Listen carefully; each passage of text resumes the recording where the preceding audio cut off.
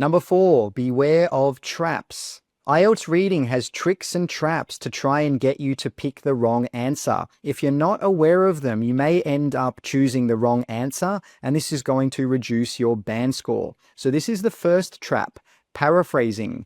The questions and the text will use different words. So don't expect to see the exact same words from the question in the passage, because most of the time they will be different. The second one is distractors. A distractor is an answer that seems correct, but it's not. These are designed to trick you, so read carefully and don't just choose an answer because it has the same words as the text. Now, the third one is half-true statements. This means when part of a statement is true. So a half-true statement contains some correct information, but the other part is not correct. So for example, the question might say, most people exercise every day, but the text says a small amount of people exercise every day.